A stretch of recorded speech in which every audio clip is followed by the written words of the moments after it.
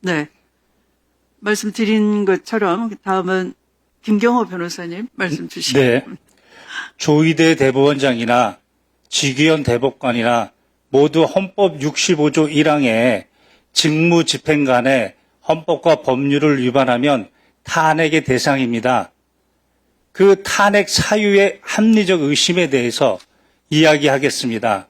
먼저 조희대 대법원장입니다. 이번 전원합의체 판결 2025도 4697 이 전원합의체 판결의 재판 과정에서의 헌법과 법률 위반을 이야기하는 겁니다. 그 전원합의체 판결의 평이나 합의 내용, 어떤 대법관이 어떤 이야기를 했느냐 이것을 문제 삼는 것이 아닙니다. 이 사안에서 가장 중요한 것은 2025년 4월 22일 대법원 2부 소부에 배당은 됐습니다. 그렇지만 심리의 기회를 주지 않고 2시간 만에 전원합의체에 회부했습니다. 그리고 그날 심리했습니다. 1회 심리했습니다. 그리고 4월 24일 날 2회 심리하고 표결했습니다.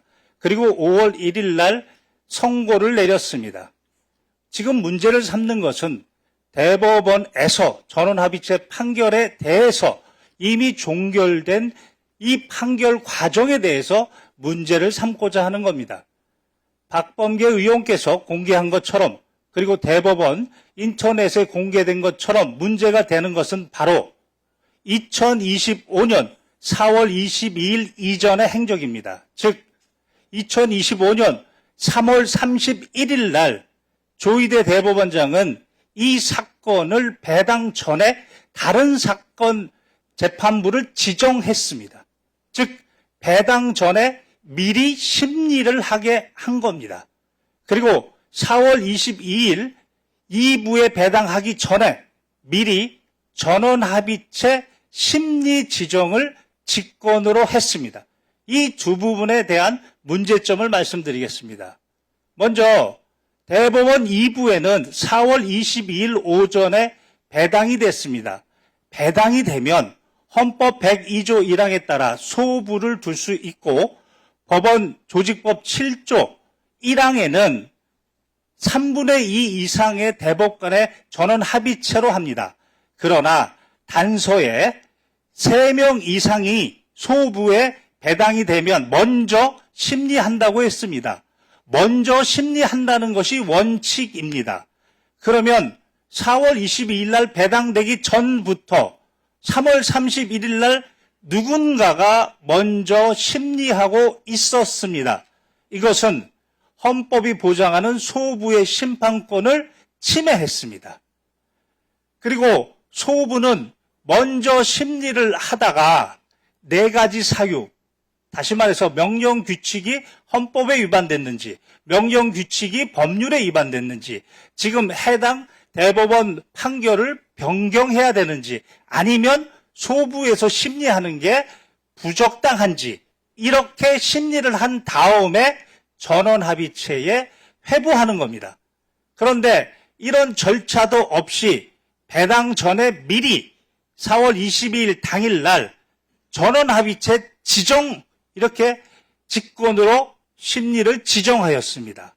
이 부분은 대법원의 내규, 즉 대법원 전원합의체 심리 절차에 관한 규정, 심리 절차에 관한 내규입니다. 2조에 따르면 전원합의체 사건을 지정하려면 최소 10일이 있어야 됩니다. 그것도 위반했습니다. 22일 날 배당 전에 심리하고 그리고 그날 심리를 한 겁니다. 그리고 그날 이틀 동안에 6만에서 7만 쪽의 기록을 보았다는 건지 보지 않았다는 건지 그 로그 기록에 대해서는 공개하고 있지 않습니다.